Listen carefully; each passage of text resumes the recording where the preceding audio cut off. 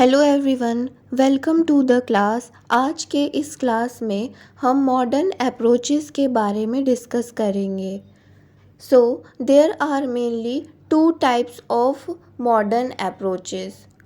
First behavioural approach and second is post behavioural approach. इससे पहले हमने ट्रेडिशनल अप्रोच के बारे में देखा था।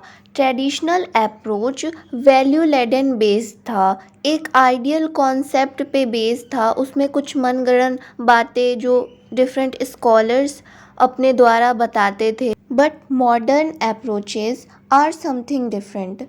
Modern approaches are based on fact laden, मतलब जो भी मॉडर्न अप्रोच है वो फैक्ट बेस्ड हैं।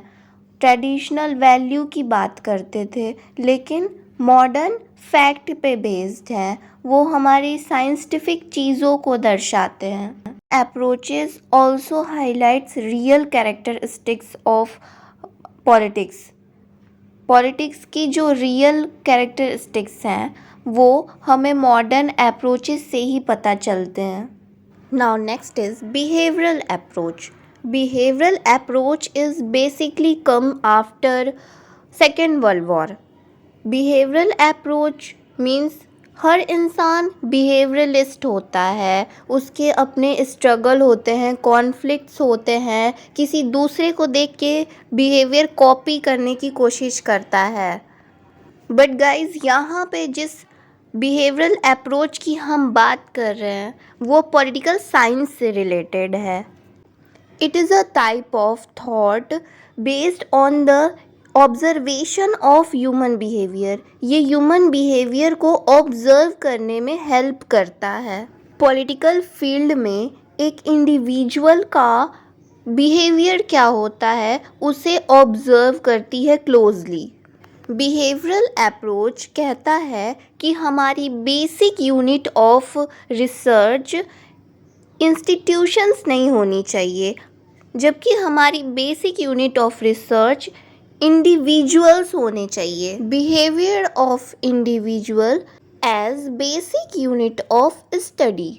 हमारी basic unit of research institutions ना होके इंडिविजुअल्स होंगे, तभी तो हम उसे अच्छे से रिसर्च करके उसका बिहेवियर जान के इंडिविजुअल का उसे रिसर्च करके उसका कंक्लूज़न निकाल पाएंगे।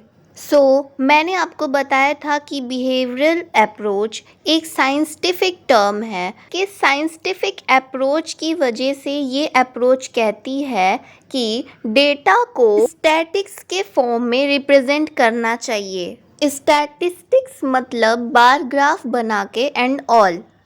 बेसिकली बिहेवियरल अप्रोच इंडिविजुअल्स को बेस मानती है for study, not for institutions को वो बेस नहीं मानती है। इंडिविजुअल्स और जिस ग्रुप में वो इंडिविजुअल रहता है उस ग्रुप को स्टडी करो। बिहेवियरलिज्म के बाद एक रिवॉल्यूशन आया जिसे कि पोस्ट बिहेवियरल कहते हैं। Guys basically post behavioural approach के आने का मेन रीज़न था directionlessness of behavioural approach, goallessness of behaviouralism. Behaviouralism जो था ना उसका कोई डायरेक्शन नहीं था, कोई गोल नहीं था। इसी वजह से पोस्ट बिहेवियरल अप्रोच को लाना पड़ा। Post behavioural approach behavioural scientist से ये कहती है कि आपको चैलेंजेस को और प्रॉब्लम क्राइसिस को सोशली स्टडी करना चाहिए और उनके सॉल्यूशंस निकालने चाहिए।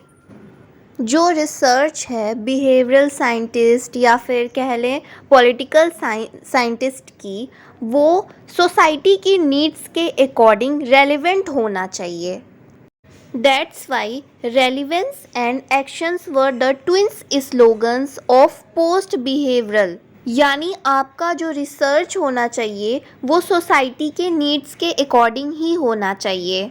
यानी जो ज़रूरी चीज़ है, जिसकी नीड है सोसाइटी में, उसी पे रिसर्च करो, उसी पे काम करो, ताकि जो प्रॉब्लम्स प्रेवेलेंट है वो सॉल्व हो सके, उनका सॉल्यूशन लेके आ सकें। और उसी नीड्स पे एक्शन लो।